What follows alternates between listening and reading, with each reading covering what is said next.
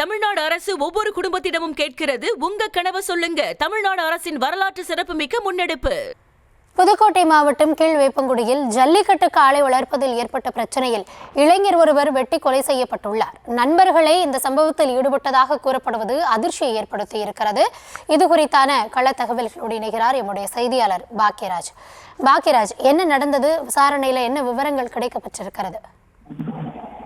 புதுக்கோட்டை மாவட்டம் கீழ வேப்பங்குடியை சேர்ந்தவர் 25 வயதான இவர் செஞ்சு வேலை செய்து வரும் நிலையில் இவர் ஜல்லிக்கட்டு போட்டிகளில் பங்கேற்று காளைகளை அடக்குவது, அப்புறம் ஜல்லிக்கட்டு காளைகளை வாங்கி கமிஷன் தொகைக்காக விற்பது, இது போன்ற வேலைகளை செய்து வந்துள்ளார். இது தொடர்பாக கடந்த 2 மாதங்களுக்கு முன்பு மதுபான கடையில் வைத்து இன்பரசன் அவரது நண்பர்களான பரமேஸ்வரன் உள்ளிட்ட சிலர் கடுமையாக தாக்கியிருக்காங்க.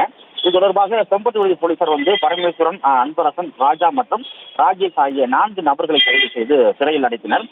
இது தொடர்பாக இருதரப்பு விரோதம் இருந்து வந்ததாக சொல்லப்படுகிறது. இந்த நிலையில் தான் இன்று காலை சிந்திரி வேலைக்கு புறப்பட்ட இன்பரசன் வல்லத்தராக்கோட்டை அருகே அழகம்பாபுரத்தில் வைத்து விக்னேஷ், ரோஜேஷ், திருமூர்த்தி, சீனு, ரஞ்சித் ஆகியோர் வெட்டி கொலை செய்து தப்பியோடியதாக கூறப்படுகிறது. இதில் இன்பரசன் சம்பவ இடத்திலேயே உயிரிழந்தார். இதையடுத்து அவர்கள் உடல் புதுக்கோட்டை அரசு மருத்துவக் கல்லூரி மட்டுமே வைக்கப்பட்டுள்ளது. இது தொடர்பாக வளத்தராக்கோட்டை போலீசார் விசாரணை மேற்கொண்டு வர்றாங்க.